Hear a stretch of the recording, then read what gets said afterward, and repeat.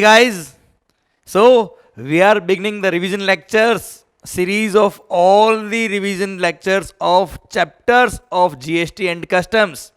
CA, CS, CMA final students, chapter wise revision lecture मैं आपके लिए रिकॉर्ड कर रहा हूँ। ये सबसे पहले ये रिवीजन लेक्चर्स को आपको कैसे यूज़ करना है वो बता देता हूँ मैं। ये सुपर फास्ट लेक्चर है, कुछ भी आप नाम दे दो, मैराथन नाम दे दो, सुपर फास्ट। जब तक आपका 100% कॉन्सेंट्रेशन इन लेक्चर की तरफ नहीं है, टॉपिक गायब हो जाएगा। बहुत फास्ट है, लगभग 8 घंटे में पूरा इनडायरेक्ट टैक्स, पूरा जीएसटी प्लस कस्टम्स। जी हाँ, लगभग पूरे 8 घंटे में। तो डेफिनेट सी बात है, ये लेक्चर्स आपको एग्जाम डे, एग्जाम से पहले आपको बहुत हेल्प करने वाला है। पर since I have to restrict to around 8 hours only, क्योंकि अगर इससे ज़्यादा ड्यूरेशन हुआ, अगर 15 घंटे का लेक्चर हो गया तो लास्ट डे ये इतना यूज़ नहीं आ पाएगा। इनफैक्ट इन लेक्चर्स को आपने अगर 2-3 बार सुन लिया, 2-3 बार अगर लिंक कर दिया तो ख़त्म सब्जेक्ट, माहौल होगा एकदम। सबसे बड़ा प्रॉब्लम जो आता है एग्जाम्स के अंदर कि वो 1.5 डे कैसे रिवीजन करे, ये लेक्चर्स बहुत हेल्प करेंगे आपको। सेकेंड थिंग, ये रिवीजन लेक्चर्स अगर आपने लिंक कर दिए अपनी बुक से, तो जब भी आप इनडायरेक्ट टैक्स का रिवीजन करेंगे, जो नॉर्मली टाइम लगता है उससे 50% टाइम लगेगा, गारंटीड। थर्ड बात, सबसे इंपॉर्टेंट पॉइंट जो ये है, एग्जाम हॉल में जब आप जाते हो, जब एग्जाम का आप पेपर लिखते हो, आंसर लिखते हो, 3 आवर्स आपको मिलते हैं।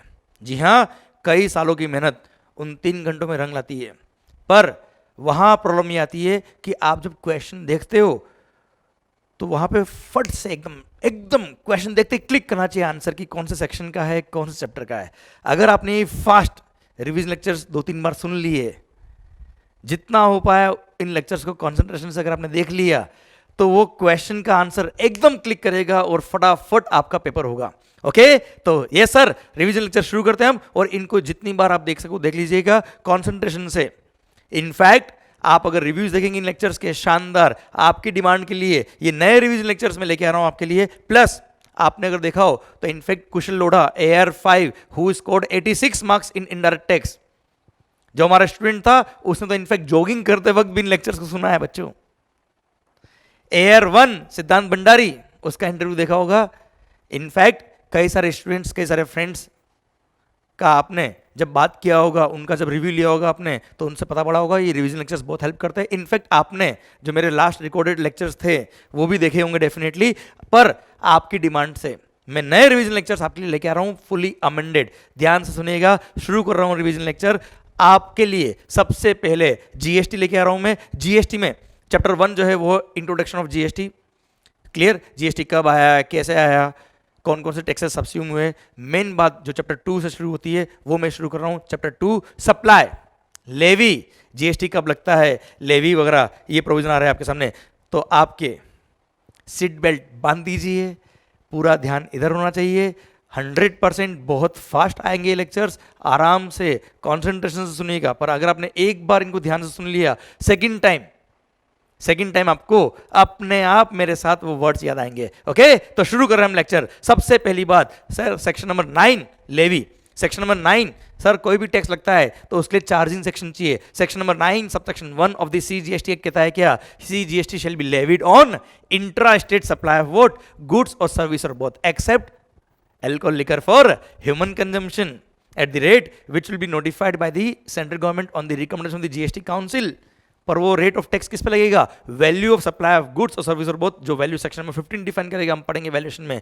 And this tax shall be payable by a taxable person, clear, taxable person मतलब a person who is registered और liable to be registered under GST. Okay, तो साहब सेक्शन नंबर 9 सब सेक्शन 1 कहता है CGST will be levied on intra state supply of goods और service और both, except alcohol liquor for human consumption at the rate which will be notified by the central government on the recommendation of the GST council, but not more than 20% of value of such goods or service or both, and it shall be payable by a taxable person। पर subsection 2 ये बोलता है कि 5 goods, हाँ जी petroleum वाले 5 goods in पे GST लगेगा, but from a date to be notified by the government on the recommendation of the GST council, और वो डेट अब तक नोटिफाई नहीं हुई है। मतलब इन 5 गुड्स पे भी जीएसटी लेवी नहीं होता है। वो 5 गुड्स कौन कौन से?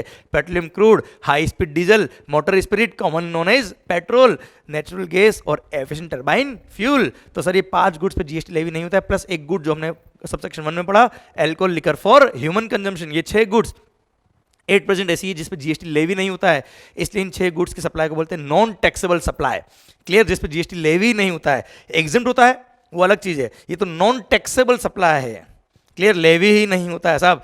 क्लियर? सबसेक्शन 3 बोलता है रिवर्स चार्ज मैकेनिज्म वाला, गवर्नमेंट के पास पावर है कि on the recommendation of the GST council they may notify certain goods और सर्विस और बोथ, जहां पर recipient shall be liable to pay tax to the government directly under reverse charge mechanism, and all the provisions of the act will apply on the recipient as if he is the person liable to pay tax to the government directly। बेटा clear? वो notified कौन सा है वो हम RCM के chapter में पढ़ेंगे। देन सबसेक्शन 4 कहता है अगेन रिवर्स चार्ज अनरजिस्टर्ड से रजिस्टर्ड ने परचेज किया। ध्यान से सुनना, गवर्नमेंट के पास पावर है कि वो चाहे तो कुछ कैटेगरी ऑफ रजिस्टर्ड पर्सन को नोटिफाई कर सकते हैं, और नोटिफाई करके बोल सकते हैं कि अगर उन्होंने नोटिफाइड कैटेगरी ऑफ गुड्स और सर्विस और बोथ परचेज किया किससे?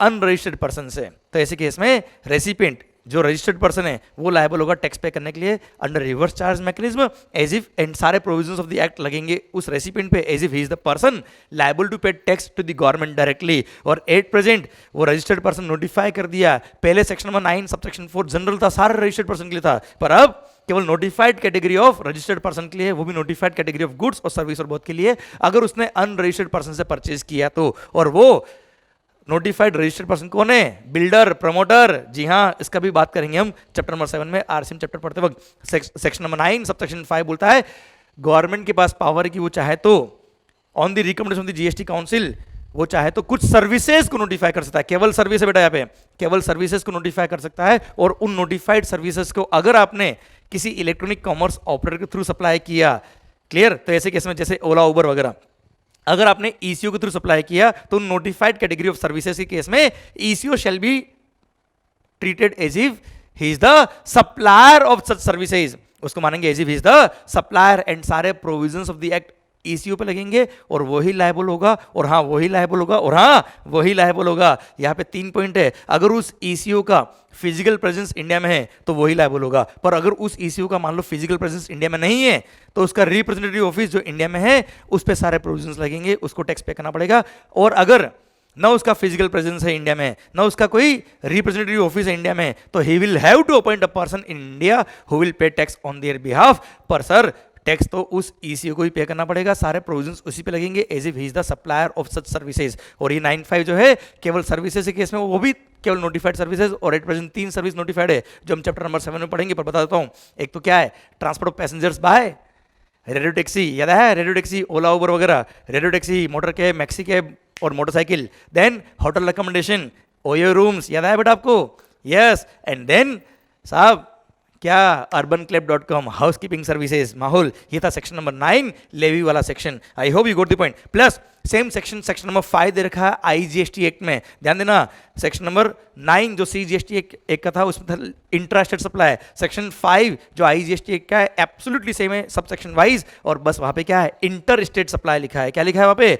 Inter state supply. बस वहां पे सेक्शन नंबर 5 सब सेक्शन 1 में एक प्रोवाइजो एक्स्ट्रा है, और उसमें लिखा है क्या, अगर आपने कोई भी गुड्स इंपोर्ट किया आउट ऑफ इंडिया से इंडिया में तो इंपोर्ट ऑफ गुड्स पे कस्टम लगता है, तो जिस मोमेंट पे जिस टाइम पे कस्टम लगता है उस कस्टम के साथ में आईजीएसटी भी लेवी होगा। आपको पता होगा साहब section number 3 sub section 7 of the custom tariff act IGST levy होता है। क्लियर? बाकी सेक्शन 5 एब्सोल्युटली सेम है, जो कहां लिखा है सेक्शन नंबर 9 में सीजीएसटी एक्ट में लिखा है वही section 5 of the IGST act है, पर वहां पे inter state supply, inter state पे लगता है क्या आईजीएसटी, इंट्रा पे लगता है सी और एस या फिर यूटीजीएसटी। एंड हाँ ध्यान रखना यहाँ पे maximum rate of tax can be 20% in CGST and SGST, and उधर आईजीएसटी में it can be 40%। Clear? Done. Okay सरकार, सबसे पहली बात इंट्रा स्टेट हो या इंटर स्टेट हो, स्पीड बढ़ने वाली धीरे धीरे, इंट्रा स्टेट हो या इंटर स्टेट हो, जीएसटी लेवी कब होता है? सप्लाई पे। So what is the taxable event in case of GST? Supply. तो what do mean by supply? तो भारत माता की जय होने वाली है, शानदार पॉइंट आने वाला है। सप्लाई सेक्शन नंबर 7 ने डिफाइन किया,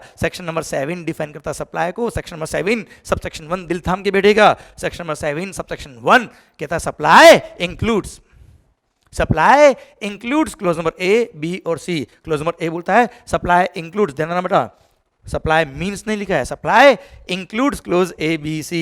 ए बोलता है supply includes all forms of supply such as sale, exchange, barter, transfer, lease, licence, rental or disposal of what, goods और सर्विस और both when such supplies are made or agreed to be made by a person for a consideration in the course or furtherance of business. I repeat, supply should be for a consideration plus it should be in the course or furtherance of business। Sir मान लो आपने free services दी या आपने free goods बांटे तो supply नहीं है इस पर क्लोज नंबर ए। देखते हैं आगे क्लोज नंबर बी या सी में कवर होता है तो। प्लस अगर in the course or furtherance of business नहीं है, भले ही कंसिडरेशन है फिर भी सप्लाई नहीं होगा। फॉर एग्जांपल मैंने अपना ये वॉच, मान लो ये बिजनेस का असेट नहीं है, ये मेरा पर्सनल गुड्स है, आपने अपना मोबाइल जो पर्सनल गुड्स आपका वो आपने बेच दिया तो वो सप्लाई नहीं है क्योंकि वो इन the course or furtherance of your business नहीं है। ओके, क्लोज नंबर बी बोलता है क्या, इंपोर्ट ऑफ सर्विसेज। देखो क्लोज नंबर ए ने क्या बोला बेटा, it should be for a consideration plus in the course or furtherance of business। import of services, clause number B, import of services for a consideration whether or not in the course or furtherance of business। भले वो in the course or furtherance of business हो या नहीं हो, पर अगर आपने services import करी, गुड्स इंपोर्ट करने में कष्ट लगता है, सर्विसेज इंपोर्ट करी फॉर अ कंसिडरेशन तो यस वो भी सप्लाई होगा और जीएसटी लगेगा। एग्जांपल netflix.com, अगर आपने आउट ऑफ इंडिया की किसी वेबसाइट से कोई वीडियो सब्सक्राइब किया तो सर वेबसाइट वाला आउट ऑफ इंडिया है, आप इंडिया में हो, ऑनलाइन इंफॉर्मेशन और डेटाबेस एक्सेस और रिट्रीवल सर्विसेज आपने लिए आउट ऑफ इंडिया से इंडिया में, clear, place of supply India है, रेसिपिएंट इंडिया का, supplier out of India, this is import of service और ऐसे केस में सप्लाई होगा। भले वो आपने वीडियो जो सब्सक्राइब किए वो इन the course or furtherance of business के लिए नहीं थे, पर्सनल यूज के लिए थे, फिर भी सप्लाई है और ऐसे केस में जीएसटी लगेगा। क्लियर, अच्छा रिवर्स चार्ज लगेगा कि कौन टैक्स पे करेगा बात करेंगे बाद में हम चैप्टर नंबर 7 पढ़ते वक्त। देन बात आती है क्या, क्लोज नंबर सी की। सर देखो आपने क्लोज नंबर ए में पढ़ लिया, कंसिडरेशन भी होना चाहिए plus in the course or furtherance of business भी होना चाहिए। क्लोज नंबर बी बोला कोई बात नहीं, इन the course or furtherance of business नहीं है, कंसिडरेशन होना चाहिए। क्लोज नंबर सी बोलता है कोई बात नहीं, वो ट्रांजेक्शन जो शेड्यूल नंबर 1 में कवर है उन ट्रांजेक्शन में अगर कंसिडरेशन नहीं भी है तो भी वो सप्लाई होंगे। मतलब यहाँ पे फ्री सप्लाई है तो भी वो जीएसटी के लिए लेविएबल होगा, सप्लाई के अंदर कवर होगा। Section number 7 subsection 1 clause number C बोलता है क्या, वो ट्रांजेक्शन जो शेड्यूल 1 में कवर है और at present there are 4 transaction, कितने 4, which are covered under schedule 1 और उन ट्रांजेक्शन को अगर आपने विदाउट कंसिडरेशन भी सप्लाई किया तो भी सप्लाई होगा। और सर शेड्यूल 1 में क्या क्या लिखा है बेटा, फर्स्ट परमानेंट ट्रांसफर और disposal of the asset of the business where ITC has been availed. जिन असेट का आपने आईटीसी लिया उसको अगर आपने परमानेंट ट्रांसफर कर दिया, डिस्पोज ऑफ कर दिया, ऑल दो विदाउट कंसिडरेशन तो भी क्या होगा, सप्लाई होगा। क्लोज में भी बोलता है क्या, सर सप्लाई ऑफ गुड्स और सर्विस और both by person to his related person or a distinct person in the course or furtherance of business. Distinct person क्या होता है बेटा, सेम पेन नंबर पे दो अलग अलग रजिस्ट्रेशन, उसको बोलते हैं क्या, डिस्टिंक्ट पर्सन। तो उन्होंने अगर आपस में फ्री सप्लाई भी किया, ब्रांच ट्रांसफर इंटरस्टेट, क्लियर, तो ऐसे केस में क्या होगा, सप्लाई होगा। पर आपने रिलेटेड को दिया है तो भी सप्लाई होगा, but it should be in the course or furtherance of business. Okay, per employer और एम्प्लॉय भी रिलेटेड होते हैं, पर अगर किसी एम्प्लॉयर ने अपने एम्प्लॉय को गिफ्ट दिया है अप टू ₹50,000 पर एनम पर एम्प्लॉय तो वो सप्लाई के स्कोप से बाहर कर दिया गया, वो सप्लाई ही नहीं होगा। क्लियर, अब ध्यान रखना बेटा पे सबसे पहली बात, डिस्टिंक्ट पर्सन के लिए सर्कुलर आए हुए, पहला सर्कुलर ये आया हुआ है कि अगर किसी एयरलाइंस ने, मान लो दिल्ली में रजिस्ट्रेशन है उसका और बॉम्बे में भी रजिस्ट्रेशन है उसका, अब उसने क्या किया, दिल्ली ब्रांच से मुंबई ब्रांच कुछ एयरक्राफ्ट के इंजन या पार्ट्स कंपोनेंट्स ट्रांसफर किए परमानेंट, तो ऐसे केस में क्या हो गया, परमानेंट ट्रांसफर हो गया। ऑल्दो विदाउट कंसिडरेशन है पर वो बिजनेस का एसेट है, क्लियर, और रिलेटेड पर्सन ने ट्रांसफर किया है, डिस्टिंक्ट पर्सन ने ट्रांसफर किया है, ऑल्दो विदाउट कंसिडरेशन है, सप्लाई होगा और जीएसटी लगेगा उन एयरक्राफ्ट के इंजन पार्ट्स वगैरह पे। प्लस दिल्ली ऑफिस ने जब वो एयरक्राफ्ट के इंजन या पार्ट्स परचेज किए होंगे तो उस पर जीएसटी पे किया होगा। अब जब वो ट्रांसफर कर रहा है ब्रांच को, मुंबई ब्रांच को, तो अगेन जीएसटी लग रहा है, तो जो परचेज पे जीएसटी पे किया उसका आईटीसी मिल जाएगा। ओके, सेकंड सर्कुलर ये आया बेटा कि अगर जब मैंने एयरक्राफ्ट के इंजन या पार्ट्स भेजे होंगे दिल्ली ब्रांच से मुंबई ब्रांच, सिंस दोनों डिस्टिंक्ट पर्सन है, दोनों अलग अलग स्टेट में, दोनों का अलग अलग रजिस्ट्रेशन नंबर है, सप्लाई तो हो गया, पर सर कैसे भेजोगे मैंने, क्या यहाँ से ऐसे फेंक दिया वहाँ पहुँच गए, नहीं ना। तो सर यहाँ से वहाँ भेजने के लिए मैंने कोई मोड ऑफ कन्वेंस यूज़ किया होगा, या तो फ्लाइट से भेजे होंगे मैंने, या मैंने ट्रक से भेजे होंगे, या मैंने कार से भेजे होंगे, कई सारे गुड्स, नॉट ओनली एयरक्राफ्ट। पर सर मैं तो कह रहा हूँ कोई भी एक ब्रांच से दूसरी ब्रांच जब गुड्स ट्रांसफर करता है तो मोड ऑफ कन्वेंस अगर ट्रांसफर किया, जैसे कार से भेज दिए, ट्रक से भेज दिया, रेलवे से भेज दिया, क्लियर, एयरक्राफ्ट से भेज दिया, तो क्या एयरक्राफ्ट सप्लाई कर दिया, क्या वो ट्रेन सप्लाई कर दी, क्या वो ट्रक सप्लाई कर दी, क्या नहीं। तो मोड ऑफ कन्वेंस तो क्या कर रहा है, एक ब्रांच से दूसरी ब्रांच गुड्स ले आ रहा है और वहां वो गुड्स ड्रॉप करके वापस आ रहा है बेटा। तो ट्रक सप्लाई नहीं हुआ है, मोड ऑफ कन्वेंस सप्लाई नहीं हुआ है, जो गुड्स वहां गया है परमानेंट वो सप्लाई है, मोड ऑफ कन्वेंस सप्लाई नहीं है। हाँ, अगर आपने ट्रक भी परमानेंट भेज दी होती, वो मोड ऑफ कन्वेंस भी आपने बोला था परमानेंट तुम ब्रांच पर रख लो, दूसरी ब्रांच को ट्रांसफर कर दिया, तो ऐसे केस में वो सप्लाई होता है, अदरवाइज सप्लाई नहीं है। और हाँ, एक और बात इसमें लिखी थी कि अगर मान लो मैंने दिल्ली ब्रांच से कोई ट्रक में सामान बॉम्बे ब्रांच भेजा होता, मुंबई ब्रांच भेजा होता, और मुंबई ब्रांच में उस ट्रक का रिपेयरिंग किया होता, वहां पे रिपेयरिंग के एक्सपर्ट बैठे थे, उसने उस ट्रक का रिपेयरिंग कर लिया, तो repairing is a service in the course of furtherance of business to your distinct person, क्योंकि ट्रक थी दिल्ली वालों की और ट्रक का रिपेयरिंग किया किसने, बॉम्बे वाले ने, तो repairing will be A supply of service, उस पर लग जाएगा जीएसटी साहब। एक और सर्कुलर था इसके रिगार्डिंग कि अगर मान लो हम बड़ी बड़ी क्रेन्स, याद है क्लास में एग्जाम्पल दिया था, रिग्स, टूल्स, रिपेयरिंग मशीन, हम क्या करते हैं, बड़े बड़े प्लांट का रिपेयरिंग करते हैं। अब बड़े प्लांट का रिपेयरिंग करने के लिए क्या करना पड़ेगा, हमने एक मोबाइल वर्कशॉप बनाया। मोबाइल वर्कशॉप मतलब मोबाइल का वर्कशॉप नहीं होए चौधरी साहब, मोबाइल का वर्कशॉप नहीं, चौधरी बात समझ में आ रहा होगा, हाँ पता लोग। अब मेरा पॉइंट आपसे ये है कि मोबाइल वर्कशॉप मतलब ऐसा वर्कशॉप, एक बड़ी ट्रक जिसपे हमने क्या किया, रिपेयरिंग की machine, crane, rigs, tools, parts सब रख दिए बेटा। अब हम क्या करते हैं, जहाँ पे रिपेयरिंग का हमको कॉन्ट्रैक्ट मिलता है उस प्लांट के पास, प्लांट पे हम जाते हैं, वो मोबाइल वर्कशॉप लेके जाते हैं, क्लियर, और वहाँ से रिपेयरिंग करके वापस आ जाते हैं साहब। तो जो हमने उस पर रिग्स, टूल्स, पार्ट्स, किट्स रखे हमने जो भी, या क्रेन रखी है, वो क्रेन सप्लाई थोड़ा हुआ बेटा, क्लियर। वो जो मशीन हमने रिपेयरिंग की रखी थी वो सप्लाई नहीं हुआ है यार, हमने क्या किया, उनसे रिपेयरिंग के चार्ज लिए होंगे। तो repairing is a service, supply of service में कवर हो जाएगा, जो भी कंज्यूमेबल उसमें कंज्यूम हो गए वो सर्विस का पार्ट बनेगा।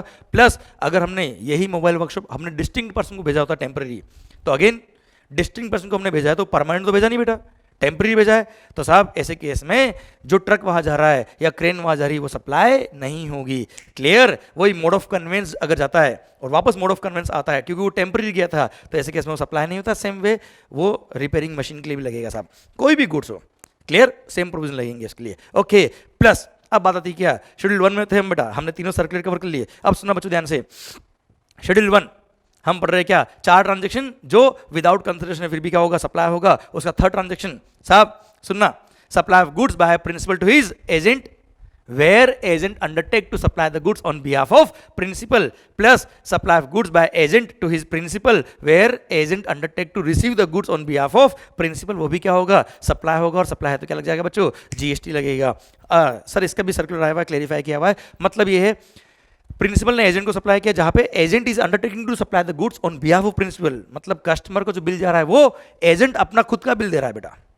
तो ऐसा केस में एजेंट कस्टमर को अपना खुद का बिल दे रहा है, एजेंट खुद का बिल दे रहा है बेटा कस्टमर को, मतलब एजेंट ने बेचा है कस्टमर को। अब एजेंट के पास गुड्स आया कहां से, प्रिंसिपल से आया ना, तो ऐसा मानेंगे कि प्रिंसिपल ने जब एजेंट को गुड्स भेजा था तो प्रिंसिपल ने एजेंट को गुड्स सप्लाई कर दिया है मान लेंगे, और एजेंट ने कस्टमर को बेचा ऐसा मानेंगे बेटा, क्लियर, समझे मेरी बात। तो प्रिंसिपल ने जो बिल पे जीएसटी लगाएगा उसका आईटीसी ले लेगा कौन, एजेंट, और एजेंट आगे बेच देगा किसको, कस्टमर को, ओके। प्लस प्लस अगर एजेंट कस्टमर को जो बिल दे रहा है वो प्रिंसिपल का ही बिल दे रहा है बेटा, मतलब प्रिंसिपल का ही बिल एजेंट दे रहा है किसको, कस्टमर को, तो ऐसे केस में गुड्स कस्टमर को बेचा किसने, प्रिंसिपल ने बेचा बेटा। तो ऐसे केस में एजेंट ने तो गुड्स बेचा ही नहीं, तो ऐसे केस में सिंपली क्या हो गया, वो एजेंट केवल एक कमीशन टाइप एजेंट हो गया बेटा, और वो कमीशन का बिल लिखेगा किसको, प्रिंसिपल को, उसी पे जीएसटी लगेगा। ऐसे केस में वो एजेंट, ये जो मैंने सेकंड एग्जांपल दिया, ये एजेंट शेड्यूल 1 में कवर नहीं है।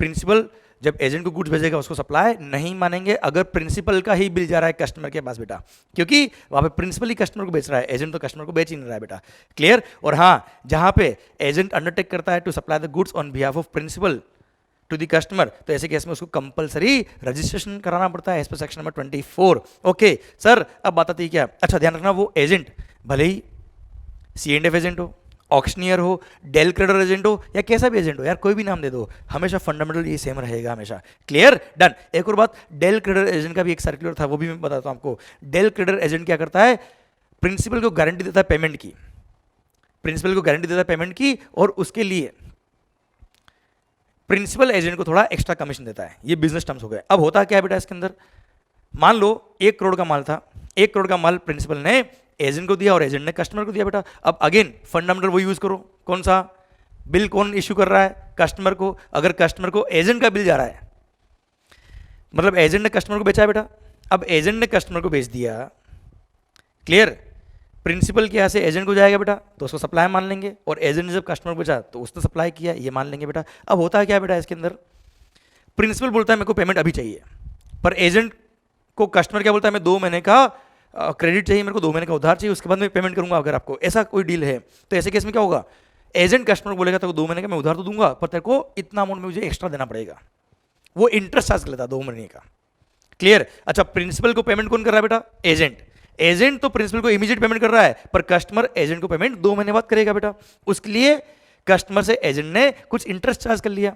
अब साहब वो इंटरेस्ट वैल्यू का पार्ट बनेगा कि नहीं बनेगा, दिस इज द क्वेश्चन, इसके लिए सर्कुलर आया। अब अगेन फंडा वही लगाइए, कौन सा बिल कौन इश्यू कर रहा है। अगर एजेंट ने, जो डेल क्रेडिट एजेंट ने, उसने अपना बिल दिया किसको, कस्टमर को, मतलब कस्टमर को गुड सप्लाई किसने किया है, एजेंट ने सप्लाई किया।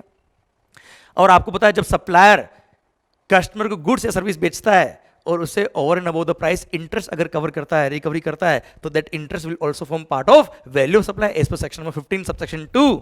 इसलिए अगर डेल क्रेडिट एजेंट ने अपना बिल दिया है कस्टमर को और उसने over and above the price interest charge किया है, तो इंटरेस्ट वैल्यू ऑफ सप्लाई का पार्ट बन जाएगा और उस पर भी जीएसटी लगेगा।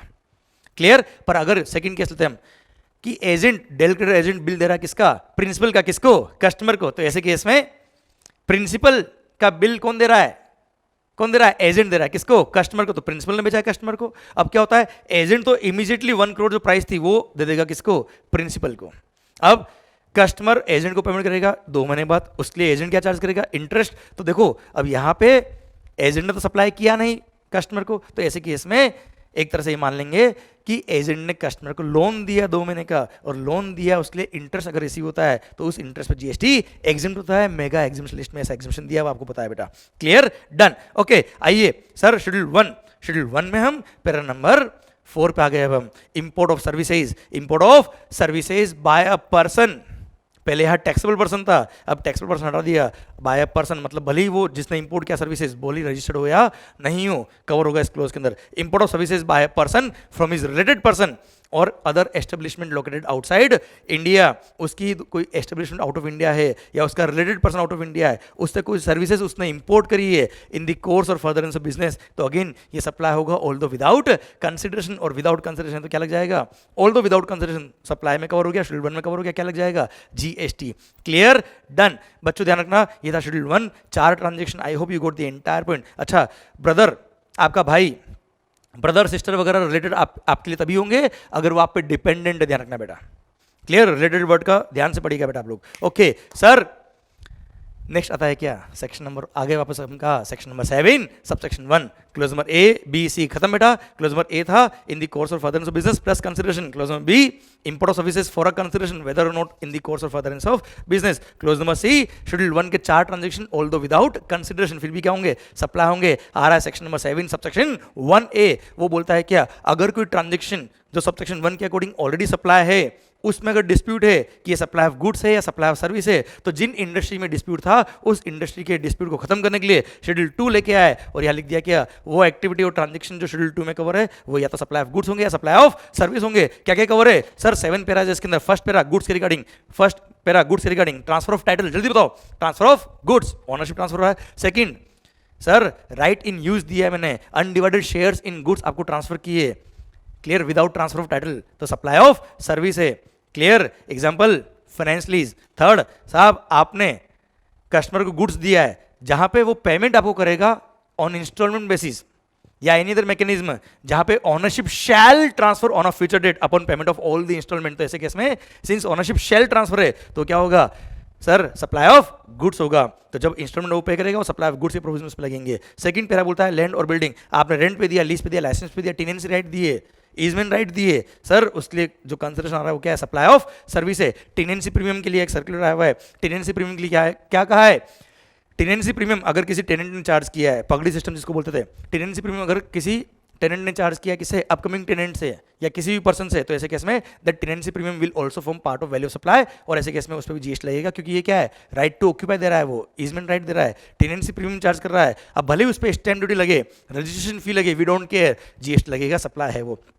देन आता है पैरा नंबर 3 जो वर्क वाला, आपने किसी और की गुड्स पे कोई ट्रीटमेंट या प्रोसेस किया है तो ऐसे केस में क्या होगा, सप्लाई ऑफ सर्विस होगा। पैरा नंबर 4 दिल थाम के बैठिएगा, बिजनेस asset के रिगार्डिंग, परमानेंट ट्रांसफर और disposal of the asset of the business on the direction of the person who is carrying on the business.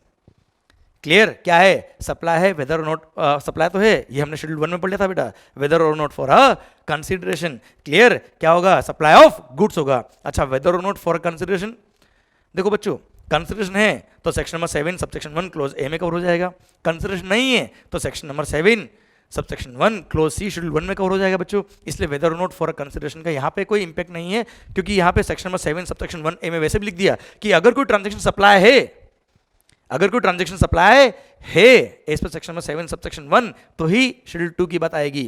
Clear, समझे मेरी बात। तो अगर आपने विदाउट कंसिडरेशन किसी को बिजनेस एसेट ट्रांसफर किए, तो अगर उनका आईटीसी लिया होगा, इनपुट टैक्स क्रेडिट लिया होगा, तो ही सप्लाई होगा, क्योंकि शेड्यूल 1 पैरा 1 में लिखा है क्या, कि अगर आपने आईटीसी लिया है बिजनेस एसेट का और उसको परमानेंट ट्रांसफर किया है तो ही वो सप्लाई होता है बेटा। क्लियर, तो सप्लाई ऑफ गुड्स में आएगा। सेकंड, अगर आपने बिजनेस या सेट किसी और को यूज करने के लिए दे दिए, any purpose other than business purpose, private use के लिए दे दिए, तो ऐसे केस में सप्लाई ऑफ सर्विस होगा, क्योंकि आपने टेम्पररी ट्रांसफर किया बेटा, whether or not for a consideration. Clear, then आता है क्या, क्लोज नंबर सी, सर अगर when a person ceases to be taxable person, अगर आपने अपना रजिस्ट्रेशन क्या करा दिया, कैंसिल कर दिया, सरेंडर करा दिया, तो ऐसे केस में जितने भी एसेट आपको दिख रहे हैं जिनका आपने आईटीसी लिया था, वो सब क्या मान लेंगे, आपने खुद ने खुद को सप्लाई कर दिए, वो भी सप्लाई ऑफ गुड्स होगा। पर इसके दो एक्सेप्शन है, अगर आपने अपना बिजनेस किसी को ट्रांसफर किया है और आपने अपना रजिस्ट्रेशन कैंसिल कराया है, पर ट्रांसफर जिसको क्या है, he is continuing the business as a going concern, या आपका बिजनेस किसी ने टेक ओवर कर लिया, क्लियर, और बिजनेस कंटिन्यू कर रहा है, तो ऐसे केस में साहब वो सप्लाई नहीं होगा, क्योंकि एनीवेज आप अब लायबल नहीं है तो सामने वाला लायबल है बेटा, आप जीएसटी पे करने के लिए, वो सप्लाई करेगा तो वो जीएसटी पे करेगा, इस लॉजिक की वजह से उसको सप्लाई नहीं माना है। Clear, then para number 5, para number 5 क्या बोलता है, दिल थाम के बैठेगा सर, ये डिक्लेयर्ड सर्विस सर्विस टैक्स में जो था वहां से उठा के लेके आया, section number 66F of service tax finance act, clear, वहां से उठा के लेके आया बेटा ये लोग। सुनना बच्चों ध्यान से, clause number para number 5 of schedule 2, इसमें 6 ट्रांजेक्शन है, सारे सप्लाई ऑफ सर्विस है। First, renting of immovable property, supply of service. Then दिल थाम के, कंस्ट्रक्शन सर्विस याद है बेटा आपको, कंस्ट्रक्शन सर्विस, फ्लैट बनाए मैंने, मान लो एक बिल्डिंग बनाई, नाम क्या है, मंगल टावर, 70 फ्लैट उसमें बुक हो गए before grant of completion certificate या first occupation whichever is earlier, तो 70 flat will be supply of service, flat हो या ऑफिस हो, कमर्शियल प्लेस हो, कोई भी हो सर। क्लियर, या फिर मैंने आपके लिए बिल्डिंग बनाई है, मैंने आपके लिए कॉम्प्लेक्स बनाया है, वो भी क्या होगा, सप्लाई ऑफ सर्विस होगा। क्लोज बी में लैंग्वेज क्या सुना ध्यान से बेटा, construction of a complex building structure or a civil structure or a part thereof, comma, including a complex or building intended for sale to a buyer wholly or partly, comma, except where the entire consideration is received after grant of completion certificate or its first occupation whichever is earlier। इसे concept को आप समझेंगे तो जिस speed से मैंने line बोली उसी स्पीड से आपका क्लोज भी डेफिनेटली रिवाइज होगा 100%। क्लियर, जहाँ पे पूरा का पूरा कंसिडरेशन कंप्लीशन सर्टिफिकेट या फर्स्ट ऑक्यूपेशन के बाद आ रहा है, तो ऐसे केस में वो सप्लाई नहीं होता है। जैसे 100 में से 30 फ्लैट्स बुक हुए नहीं, एक भी रुपया पहले रिसीव नहीं हुआ before grant of completion certificate or first occupation whichever is earlier, उससे पहले एक भी रुपया रिसीव नहीं हुआ, तो सर वो सप्लाई के स्कोप में नहीं आएंगे। पर 70 फ्लैट या 70 ऑफिसेज, कुछ भी कमर्शियल प्लेस मान लो आप, तो ऐसे केस में जिसके लिए बुकिंग हो गया है, पैसा आ गया है, भले ही 1 रुपये क्यों ना आया हो, ऐसे केस में वो 70 फ्लैट सप्लाई ऑफ सर्विस के स्कोप में आ जाएंगे। देन आता है क्या, clause number C, sir temporary transfer or permanent, temporary transfer or permitting the use of the intellectual property right, IPR, copyright, patent वगैरह, supply of service. Then software, मैंने आपके लिए कस्टमाइज सॉफ्टवेयर बनाया, अपग्रेड किया, enhance किया, implement किया, supply of service. Then sir कुछ नहीं करने के पैसे मिल रहे हैं, मतलब non compete agreements, supply of service. Clear, tolerating performance, tolerating non performance of an act or a situation or an act is a supply of service.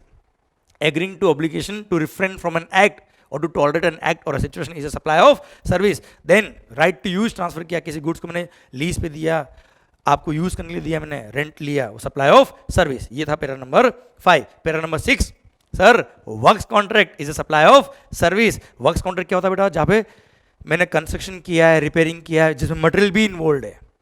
Clear, जिसका मटेरियल प्लस लेबर का कॉन्ट्रैक्ट था मेरा composite supply का, वो क्या होगा, composite supply. Works contract supply of service में जाएगा। Clear, that composite should be in relation to immovable property, बेटा ध्यान रखना। क्लियर, देन आता है क्या, रेस्टोरेंट और outdoor catering service except alcohol liquor, क्योंकि alcohol liquor for human consumption, बेवड़ों पे क्या, बेवड़ों पे जीएसटी नहीं, बेवड़े जो पीते हैं ना बेटा दारू, उस पर जीएसटी नहीं है। तो सर रेस्टोरेंट और आउटडोर कैटरिंग सर्विस क्या है? Again composite supply of goods और सर्विस है बेटा, तो वो क्या होगा? सप्लाई ऑफ सर्विस होगा। शेड्यूल 2 ने खुद ने क्लेरिफाई कर दिया। Then para number 7, unincorporated AOP BOA ने अपने मेंबर्स को कोई गुड्स बेचा है तो सप्लाई ऑफ गुड्स होगा बच्चों। अच्छा यहाँ पे गुड्स के लिए कहा है बेटा, पर हाँ सर्कुलर आया बेटा, अगर एओपी बीओए ने अपने मेंबर्स को सर्विसेज दी है, मेंबरशिप फी ली है, तो ऐसे केस में क्या होगा? सप्लाई ऑफ सर्विस होगा बेटा। अच्छा एक बात और, सर्कुलर ये कहता है कि किसी भी अनइनकॉर्पोरेटेड बॉडी या क्लब इन्होंने क्या किया? सप्लाई ऑफ सर्विस के लिए फीस लिया है, तो वो सप्लाई ऑफ सर्विस होगा। और उसको बोलते हैं कैश कॉल। अब वो कैश कॉल जो है वो अगर कैपिटल कॉन्ट्रीब्यूशन है, मतलब रिफंडेबल है, इन्वेस्टमेंट टाइप हो गया बेटा, वो तो सप्लाई ऑफ सर्विस नहीं होता है, कोई सप्लाई नहीं हो, तो प्योर ट्रांजेक्शन मनी हो गया। पर अगर वो cash call transaction in the form of service है बेटा, रेवेन्यू नेचर का बेटा, कैपिटल कॉन्ट्रीब्यूशन नहीं है, रेवेन्यू नेचर का, जैसे मेंबरशिप फी होती है नॉन रिफंडेबल सर्विस फी, वो सप्लाई ऑफ सर्विस होगा बेटा। क्लियर? आइए सर ये था शेड्यूल 2, पूरा खत्म होता है अब। अच्छा एक दो बात और जो सर्कुलर थे वो भी मैं कवर करता हूँ साथ में। अच्छा टीएनसीपी में मैंने बता दिया आपको, क्लब या एओपी का मैंने सर्कुलर आपको समझा दिया है। अब आता है क्या? अगर आपने कोई भी मशीनरी या कोई भी गुड्स आउट ऑफ इंडिया से इंपोर्ट करी टेम्पररी, लीज पे, हायर पे, रेंट पे, तो ऐसे केस में उसको इंपोर्ट ऑफ सर्विस कहेंगे। और वो शेड्यूल 2 जो मैंने बताया ना, राइट इन यूज या राइट टू यूज, उसमें कवर होता है। सप्लाई ऑफ सर्विस में आएगा बेटा, और उस पर रिवर्स चार्ज मैकेनिज्म में जीएसटी लगेगा। बस ध्यान रखना कस्टम के अंदर ये नोटिफिकेशन देखिए बोला हुआ है कि अगर टेम्पररी कोई गुड्स इंपोर्ट होता है लीज पे, लाइसेंस पे, रेंटल पे, तो उस पर कस्टम ड्यूटी एग्जेम्प्ट होती है, कस्टम पे करने की जरूरत नहीं है कि, और एनीवेज सर्विस चार्ज पे क्या लग जाएगा? जीएसटी लग जाएगा बेटा। क्लियर? ये था आपका शेड्यूल 2 प्लस रिलेटेड सर्कुलर्स। आइए बच्चों अब बात करता हूं आपसे एक और सर्कुलर है। हाँ एक और सर्कुलर है sir, security lending services. Securities lend करी आपने, तो जिसने भी सिक्योरिटीज लैंड करी है, तो जिसने बोरो करी है उसने सर्विस फीस दी होगी किसको? लेंडर को। तो सिक्योरिटीज लैंडिंग स्कीम जो होती है बेटा, तो जो लेंडर है उसने सिक्योरिटीज लैंड किया है, उसके अगेंस्ट में बोरोवर ने क्या किया होगा? उसको फीस दिया होगा। तो जो फीस दिया है that is supply of service, क्योंकि उसने सिक्योरिटी बेची नहीं है, टेम्पररी दी बेटा। क्लियर? ये सप्लाई ऑफ सिक्योरिटी में नहीं कवर होता है। सेल ऑफ सिक्योरिटी गुड्स या सर्विस के स्कोप में नहीं आता है, पर ये सेल ऑफ सिक्योरिटी नहीं है, ये टेम्पररी दिया है, कुछ पर्टिकुलर पीरियड के बाद में वापस से सिक्योरिटी वो रिटर्न करेगा along with their corporate benefits. Clear? और वो लेंडर को क्या देगा? फीस देगा। That fees is chargeable to GST. और खास बात, उस फीस पे जीएसटी लगेगा, पर रिवर्स चार्ज मैकेनिज्म लगेगा, और borrower shall be liable to pay GST to the government directly under reverse charge mechanism. And as per circular उस पर आईजीएसटी लगेगा, और बोरोवर टैक्स पे करेगा आईजीएसटी गवर्नमेंट को डायरेक्टली बेटा। क्लियर? प्लस इन दोनों के बीच में जो एजेंट है इंटरमीडियरी, उस इंटरमीडियट ने क्या किया होगा? अपना कमीशन चार्ज किया होगा, उस कमीशन में क्या लगेगा? जीएसटी लगेगा, उसमें रिवर्स चार्ज नहीं है, उस कमीशन पे जीएसटी नॉर्मली फॉरवर्ड चार्ज में लगेगा बेटा। क्लियर? ओके एक और सर्कुलर, गवर्नमेंट जो अपने पता है कई सारे व्हीकल्स वगैरह सीज कर लेती है, ओल्ड फर्नीचर्स, जो भी गवर्नमेंट ने सीज्ड गुड्स या ओल्ड फर्नीचर, ओल्ड गुड्स जब गवर्नमेंट बेचता है, तो अगर परचेज करने वाला पर्सन रजिस्टर्ड पर्सन है जीएसटी में, तो रिवर्स चार्ज मैकेनिज्म लगता है, और वहां रेसिपिएंट लायबल होता है टैक्स पे करने के लिए रिवर्स चार्ज मैकेनिज्म में बेटा। क्लियर? अभी गुड्स के रिवर्स चार्ज में कवर होता है, गुड्स का रिवर्स चार्ज आपके सिलेबस में नहीं आता, इसलिए सर्कुलर के थ्रू मैंने आपको पॉइंट आया था, मैंने समझाया। पर अगर रेसिपिएंट जीएसटी में रजिस्टर्ड नहीं है तो रिवर्स चार्ज नहीं है, तो ऐसे कैसे फॉरवर्ड चार्ज बेटा। फॉरवर्ड चार्ज में कौन टैक्स पे करेगा? गवर्नमेंट डिपार्टमेंट खुद टैक्स पे करेगा बच्चों। क्लियर? डन। ओके सर ये था section number 7 subsection 1A schedule 2 plus related circular सारे। प्लस अब आ रहा है सेक्शन नंबर 7 सबसेक्शन 2, बोलता है क्या? फॉलोइंग ट्रांजेक्शंस जो क्लोज नंबर A और B में कवर है, those are neither supply of goods not supply of service, उस पर कोई जीएसटी लेवी नहीं होगा। क्लोज नंबर A बोलता है वो सारे transaction which are covered in schedule 3 of the CGST act में जो भी ट्रांजेक्शन कवर है, those are neither supply of goods not supply of services, कोई जीएसटी लेवी नहीं होगा। First, supply of services by an employee for his employer in the course of his employment, कोई GST levy नहीं होगा। पर अगर in the course of employment नहीं है, as a director in the capacity of director service दी है, तो सर डायरेक्टर फी पे जीएसटी लगता है, वो भी रिवर्स चार्ज मैकेनिज्म में कंपनी पे करती है बेटा, या बॉडी कॉर्पोरेट टैक्स पे करता है। क्लियर? तो in the capacity of employee अगर सर्विस दी है एम्प्लॉय ने एम्प्लॉयर को, तो उस पर जीएसटी नहीं लगेगा। सेकंड बोलता है क्या? कोर्ट फी, कोर्ट ट्रिब्यूनल ने जो फीस चार्ज करी है उस पर जीएसटी नहीं लगता है। थर्ड, देश के नेता लोग इनको जो ऑनरेरियम मिलता है उस पर जीएसटी नहीं लगेगा। इसमें 3 पॉइंट है, MP, MLA, member of legislative assembly साहब, member of parliament, panchayat, municipality या लोकल अथॉरिटी के मेंबर्स जो इलेक्शन के थ्रू नेता लोग, इनको जो फीस मिलता है उस पर जीएसटी नहीं लगेगा। सेकंड पॉइंट इसके अंदर क्या?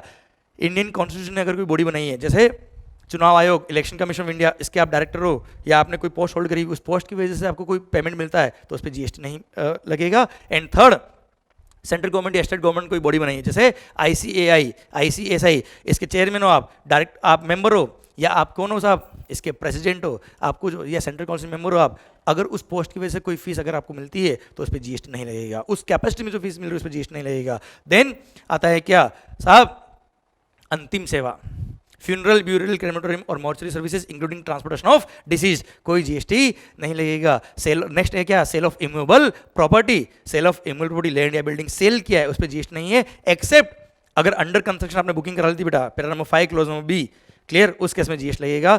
बाकी सारे केस में सेल ऑफ इमूवेबल प्रॉपर्टी पे कोई जीएसटी नहीं लगता। देन पैरा नंबर 6 बोलता है एक्शनेबल क्लेम्स, इसके सप्लाई पे कोई जीएसटी नहीं लगेगा, पर इसमें एक्सेप्शन डाला क्या, एक्सेप्ट बैटिंग, गैमलिंग और लॉटरी, खेलते हो ना बेटा जुआ, ओए बैटिंग, गैमलिंग, लॉटरी पे जीएसटी लगता है बेटा, ध्यान रखना।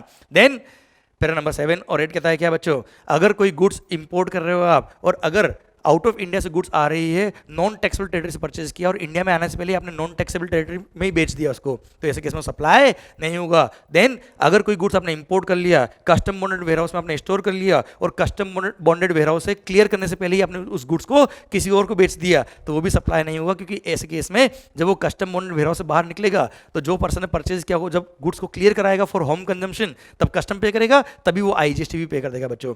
तो सर जब वेयरहाउस में आपने बेचा किसी दूसरे पर्सन को तो उस पर जीएसटी नहीं लगेगा, ऐसा यहां पे कहा है। एंड लास्ट बोला है क्या, अगर आपने कोई गुड्स इंपोर्ट किया और आपने हाईसी में ही किसी को बेच दिया, हाईसी में बेच दिया मतलब गुड्स आ रहा है इंडिया में, पर इंडिया में आने से पहले ही आपने क्या कर दिया, किसी और को बेच दिया, तो ऐसे केस में वो सप्लाई नहीं होगा, क्योंकि जब इंडिया में आएगा तो जिसने परचेज किया होगा लास्ट में, तो जब वो क्लियर करेगा तब एनीवेज आईजीएसटी पे करेगा। तो 3 ट्रांजेक्शन कस्टम से रिलेटेड यहाँ पे दिए, वापस बोल रहा हूँ मैं।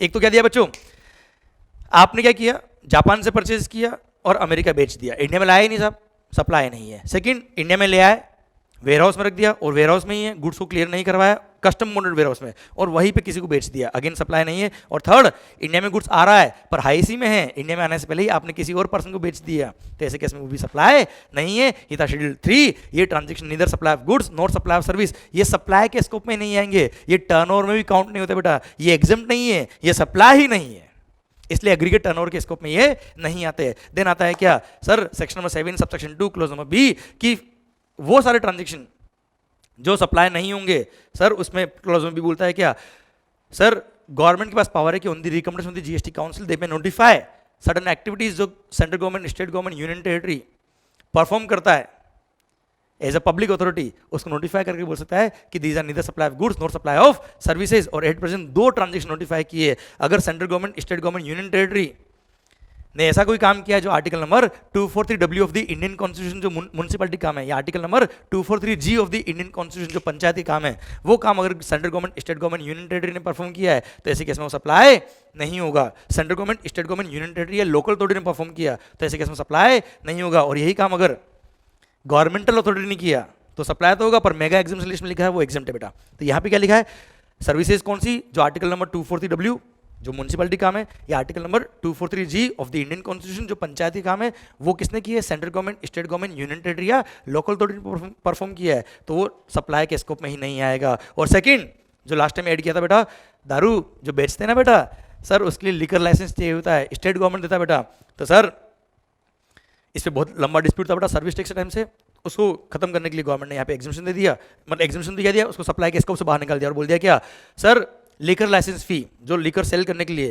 जैसे बार होते हैं, जाते होंगे ना, क्लियर सर नहीं जाने का, बार होते हैं या जितने भी दारू के ठेके होते हैं बेटा, उनको लिकर लाइसेंस फी देना पड़ता है गवर्नमेंट को, स्टेट गवर्नमेंट को, तो उस स्टेट गवर्नमेंट ने जो चार्ज लिया है उसके लिए फी चार्ज किया, एप्लीकेशन फी चार्ज किया, उस पर जीएसटी नहीं लगेगा। पर ये केवल लिकर लाइसेंस के लिए, किसी और लाइसेंस फी के लिए नहीं बेटा, क्लियर डन। ये सेक्शन में 7 सबसेक्शन 2 खत्म होता है। अब अच्छा एक आधा सर्कुलर था, सर्कुलर ये था बेटा कि जैसे कंज्यूमर डिस्प्यूट रिड्यूसल कमीशन होता है बेटा, फोरम जो होता है जिसको हम कॉमन सेंस में बोलते हैं क्या सर, कंज्यूमर कोर्ट, उसने जो फी चार्ज किया है, वैसे वो पर्टिकुलरली कोर्ट नहीं है बेटा, पर हाँ सर्कुलर ने बोला है कि वो काम कोर्ट की करता है, और जैसे कोर्ट वर्किंग करता है वही सारे पावर उसको दे रखे हैं। इसलिए जो कंज्यूमर रिड्यूसल कमीशन ने या फोरम ने जो आपसे चार्ज किया है, हम उस कंज्यूमर डिस्प्यूट्स रिड्यूसल कमीशन या फोरम ने जो आपसे चार्जेस लिए, उस कंज्यूमर कोर्ट ने जो चार्जेस लिए उस पर जीएसटी नहीं लगाएंगे, वो भी शेड्यूल 3 में कवर है साहब, क्लियर डन साहब।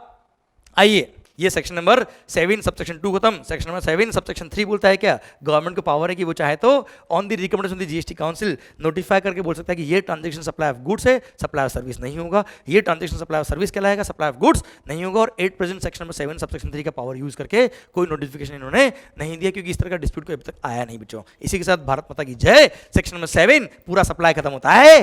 अब along with all the circulars आइए सेक्शन नंबर 8 क्या बोलता है साहब, कंपोजिट सप्लाई और मिक्स सप्लाई। ध्यान देना sir, when more than one supplies are made together in conjunction with each other. Sir in the ordinary course of business अगर more than one supply साथ में होते हैं, in conjunction with each other होते हैं बेटा, तो भले ही आपने बिल में प्राइसेस अलग अलग चार्ज किए हो, क्लियर, उसको बोलते हैं कंपोजिट सप्लाई। और कंपोजिट सप्लाई अगर है तो ऐसे केस में पूरी टोटल अमाउंट जो है उसमें उसको किस में क्लासिफाई करेंगे, the supply which gives it most essential characteristics, the supply which is the principal supply, उसमें क्लासिफाई करेंगे। एग्जांपल के लिए मान लो आप एक गुड्स ट्रांसपोर्ट एजेंसी हो, आप ट्रांसपोर्ट भी करते हो, लोडिंग अनलोडिंग भी करते हो, पैकिंग अनपैकिंग भी करते हो, तो इसमें मेन एसेंशियल और सबके लिए चार्जेस कॉमन चार्ज किया आपने, या बिल में अलग अलग चार्ज भी कर दिए, पर आपने सप्लाई साथ में किया बेटा, तो ऐसे केस में ये क्या होगा, कंपोजिट सप्लाई, क्योंकि ऑर्डिनरी कोर्स ऑफ बिजनेस में साथ में सप्लाई होता है। अब इसमें प्रिंसिपल एलिमेंट क्या है, ट्रांसपोर्टेशन, इसलिए इसको ट्रांसपोर्ट सर्विस में क्लासिफाई करेंगे। और पूरे अमाउंट को ट्रांसपोर्टेशन की जो फीस होगी, पूरे अमाउंट को जो ट्रांसपोर्टेशन की रेट ऑफ टैक्स होगा उस अकॉर्डिंग प्रोविजंस लगेंगे बेटा उस पे। क्लियर, ये था कंपोजिट सप्लाई। अच्छा, इसके लिए कई सारे सर्कुलर इशू है, जैसे रीट्रेडिंग ऑफ टायर्स, टायर्स को जब रिफर्बिश करते हैं बेटा, पुराने टायर को नया बनाते हैं, तो इसके इसमें रबर भी लगता है और सर्विसेज भी लगती है। इसमें प्रिंसिपल एलिमेंट ये अगेन कंपोजिट है, क्योंकि ऑर्डिनरी कोर्स ऑफ बिजनेस में साथ में सप्लाई होता है, तो ऐसे केस में प्रिंसिपल एलिमेंट क्या है सर, सप्लाई ऑफ सर्विस है, उसमें क्लासिफाई करेंगे। अगेन ध्यान रखना बेटा, एक शानदार पॉइंट है, बस बॉडी बिल्डिंग क्या होता है सर, जैसे बस या ट्रक जो बनाता है बेटा, उसने मान लो चेसिस वगैरह इंजन वगैरह सब बना दिया है, बस उसकी बॉडी नहीं बनाई बेटा। क्लियर, तो आपने देखा होगा कई बार बस बॉडी बिल्डिंग का काम करता है कोई पर्सन, जैसे आपके पास ट्रक है मान लो, खाली ट्रक, उसमें कोई बॉडी नहीं, आपने देखा होगा केवल एक केबिन होता है ड्राइवर का, उसमें ड्राइवर बैठा होता है और ट्रक चल रही होती है बेटा। क्लियर, और कोई पर्सन क्या करता है, उसका बस बॉडी बिल्डिंग बनाता है, उसमें मटेरियल भी उसका होता है और लेबर भी इसका होता है। इस पर सर्कुलर था पहले और वो बोलता था क्या, it depends on case to case supply of goods. अच्छा, ये कंपोजिट सप्लाई तो है, पर इसमें एसेंशियल क्या है, प्रिंसिपल एलिमेंट क्या है, सप्लाई ऑफ गुड्स है, सप्लाई ऑफ सर्विसेज। सर्कुलर था वो बोलता है depends on case to case, पर गवर्नमेंट ने इस बार नोटिफिकेशन दे दिया है, और नोटिफिकेशन देके बोल दिया है क्या, नहीं नहीं नहीं, ये सप्लाई ऑफ सर्विस होगा बच्चों, हाँ है ना।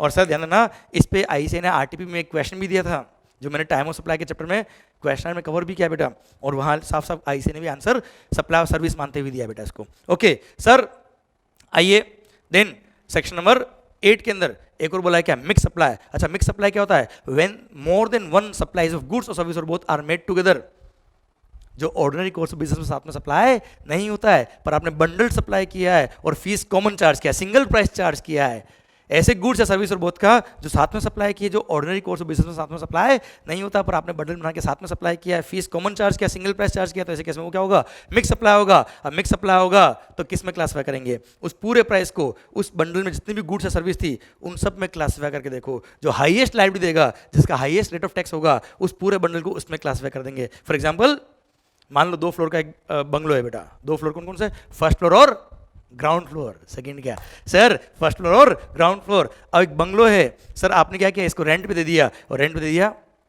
रेंट पे जिसने लिया है उसने किसके लिए लिया है, नीचे फूलों की दुकान, ऊपर हाँ गौरी का मकान।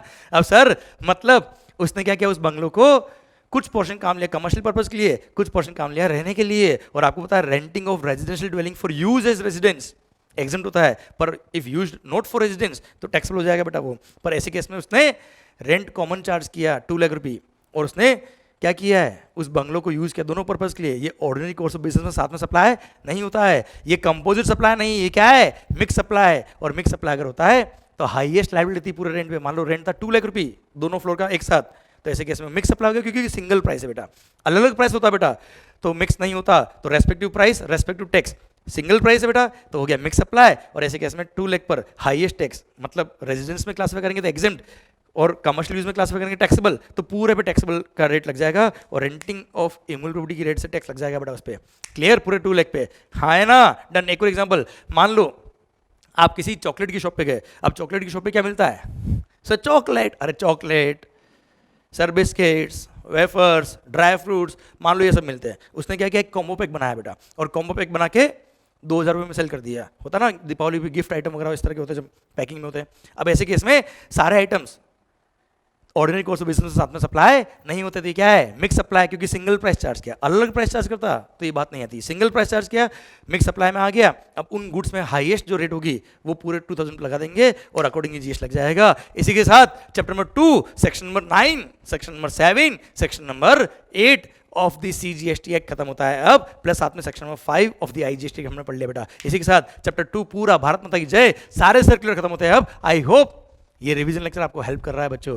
क्लियर? ध्यान देना बच्चों, आप जितनी बार रिवीजन लेक्चर देखेंगे उतनी बार सर आपके कॉन्फिडेंस को ये इंक्रीज करेगा, आपका कॉन्फिडेंस बढ़ता जाएगा, एग्जाम टाइम में आपको हेल्प करता जाएगा। और आपको ये लेक्चर जब पसंद आता है, आप लोग जब मुझे इसमें कमेंट लिखते हो मुझे बड़ा अच्छा लगता है, मैं आपके कमेंट्स को जब टाइम मिलता है तब देखता हूँ, अगर कोई क्वेरी हो, कोई पॉइंट हो, आप इसमें लिख सकते हो sir. Clear? Thank you so much. अपने फ्रेंड्स को बताइएगा कि नए लेक्चर आ गए हैं, देखिए इनको और अच्छे से पढ़ाई करें, बी एनर्जेटिक, आपने इस टाइम को यूज करना है। Thank you so much, all the best, thank you. Chapter 2 खत्म होता है अब।